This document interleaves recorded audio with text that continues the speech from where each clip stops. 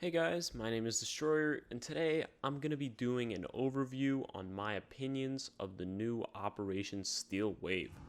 Over the last day or so, I've had the chance to play on the technical test server, which currently has Steel Wave. I've been able to play with the new operators, Ace and Malusi. I've been able to play with the most recent reworks of Amaru, Orcs buff, all these things I'm going to be discussing in today's video, so stay tuned. The first topic that we're going to be talking about is going to be Malusi. Malusi is the new defense operator that's coming in Operation Steel Wave, and her ability is known as the Banshee Sonic Defense System. Her gadget works almost like Maestro's Evil Eyes, where you can put it on walls and floors, and they're semi-indestructible. They're indestructible to bullets, so the only way you can get rid of them is with Ash's gadget, Zophia's gadget. You can melee it if you're able to come close to it, but it does become harder to get closer to it because the closer you are to the gadget, the slower you move. So it's almost like having barbed wire that makes louder noise and has a larger area. So, what do I think about Malusi? I think she's powerful. When I say powerful, I mean very powerful. Once an operator walks within that area, they're almost choked up to the point where if a defender peeks them, the operator that's being trapped by the Malusi gadget is very distracted by the noise, and it becomes very difficult to attack the defender once they peek that corner. But what do I think about Malusi for the time being? I believe that it's going to take some time for her to make her way into the meta. Her ability is powerful, like I said before, but it's going to take time, just like Maestro did, for people to find proper spots for Malusi's gadget in order for it to be effective. Because right now, what I've realized playing with her is her gadget is actually quiet if you're not very close to it. I've encountered many situations where I put down her gadget and offense is getting slowed by her gadget, so it is emitting this noise, but I won't be on the other side of the map, but I won't be particularly close to it, but I won't hear that noise. I'm not sure if it's a bug. I'm sure it's not. I'm sure it's by design, but it's not very loud, almost like they did it on purpose. So you do really have to play pretty close to her gadget in order for it to be effective. Unlike Maestro's Evil Eyes, you can use it from the other side of the map. You can control it, zap people when they're not looking. His gadget is very effective and very passive. So that's good on Maestro's side. Malusi, not so much. It's going to take time for her to work her way into the meta. What do I think about her gun? I think her gun is very powerful. It's the same gun that Legion gets, so powerful in its own way. It has a very high fire rate. Not the highest damage I've seen, but good. So if I was to give Malusi rating 1 out of 10 on powerfulness, I'd give her somewhere 6 or a 7. But other than that, yeah, she's good. She just needs time to work her way into the meta. The next topic that we're going to be talking about is going to be Ace. Ace is the new offensive operator that's coming to Rainbow Six Siege in Operation Steel Wave. My first impressions of him is he's very good, he's very powerful, and he could possibly get a nerf in the future. The reason I think that he could get a nerf in the future is because his gadget is the best of both worlds when you combine Thermite and Hibana, because he's able to quickly throw down his gadget to open up a reinforcement. He's safe, he's fast, and he doesn't have much downtime while he's deploying his gadget. And in that downtime, for Hibana and Thermite, either Bandit is able to take out their gadget, or if you're not paying attention, somebody might come up on your flank and take you out. So with Ace's gadget, you quickly throw something and you're right back into the action. While your gadget's working on getting rid of the reinforcement, you're covering your angles. You don't have to worry about downtime or anything like that. What do I think about his gun? The AK-12 is powerful. Some people say it has the highest damage in the game. I'm not sure about that. I've seen guns that are a little bit better with less recoil. But the one major problem that I have with Ace's gun is you cannot what I call quick reload. In the higher levels of Rainbow Six Siege, players do what's called quick reloading, where animation to reload your weapon takes X amount of time, but the gun is actually done reloading somewhere before the animation is actually completed. So you can actually have less downtime while you're playing with that gun. So what people do, I have an example with Twitch's gun that you're going to be watching on the screen right now, where somewhere in the middle of the animation, you can actually finish the reload and get back into the action. With the AK-12, however, you have to wait pretty much until the end of the animation in order to get your reload. And me being a person that quick reloads with every weapon that I use, I've found myself not fully reloading the gun many times. So I'll think that I've reloaded, but I actually wouldn't have. And it's a problem for me. It's something that needs to get that I need to get used to, that other players are going to need to get used to. For the AK-12, I don't see Ubisoft changing it to be like other weapons, like Twitch's FAMAS, but I don't like that about the gun, and it's one of the reasons that I don't see myself playing Ace in the future, among other reasons.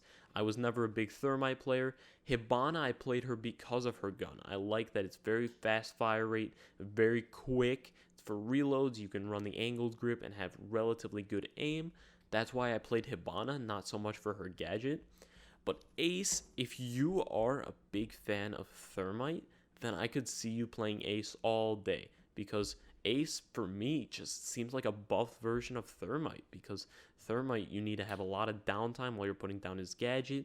His gun is very good, but Ace's is just as good if you learn how to use it. Ace's gun, just like Thermite's 5.56, you need to hold down angles with, which is possibly why they didn't add the quick reload for his weapon. But other than that, yes, I think Ace is very powerful. I think he could get a nerf in the future. I just don't see myself playing with him very much. If I was to give him a rating on powerfulness, I'd give him somewhere closer to an 8 or a 9 because his gadget is very good. And if you learn his AK-12, you can be very, very effective with taking out defenders with it. Next, we're going to talk about the recent operator buffs that came to the game. The first buff that I'm going to be talking about is Orcs. What happened was, before, when he used his Ramaha dash through walls, soft walls, he would take 10 damage. They have since reduced that to 5. I think this is a very, very good change. It makes him a lot more viable, because before the change, he would run through one wall and he would already be down 10 health. Let's say you wanted to open up 3 walls on the objective during prep phase, you're already down to 70 health. That's a shot from most guns in the game. So you're already down very low health. If you don't have a dock, you're pretty much out of luck. Even if you do have a dock, that's a use of his stim. So this change is very good, and it's very effective, in my opinion, to making him a better operator. They also gave his MP5 a angled grip, which I personally used. It's good, but the MP5 is still not, in my opinion, the real MP5 without the ACOG. I know Ubisoft said that they cannot give two armor, 2 speed operators the ACOG anymore on defense, but it doesn't feel like the same gun if you don't have an ACOG. The reason I like Doc so much is because the MP5 is really a headshot machine. It has very low recoil. You can shoot across the map. You can kill people because it has an ACOG. Orcs doesn't have that, and it's something that he's missing, in my opinion. What do I rate Orcs now that they've buffed him? Before his buff, I'd say he was more of like a 5 on the scale of 1 to 10. But now I'd say somewhere closer to a 6 or a 7, because he can run through walls. He still can't ADS as fast as other operators, but he can get it done. Because when you Ramaha dash through a wall, there is some downtime before you can start killing people, which not many people like, me included, but I could see why they did that for balancing. So now I could see him still being about a 6 or a 7 because he takes less damage using his ability. The next operator that we're going to be talking about is Amaru. In my opinion, what they did to her was very good, because she, before this buff, was very underpowered in my opinion. Before, when she would use her gadget to repel into windows, it would just open, and then these people, they would just hear it and see it, and then you'd get pre-fired every time. Now, She can swing in, she can pull out her gun very quick, and she can take out unsuspecting enemies if they're not paying attention.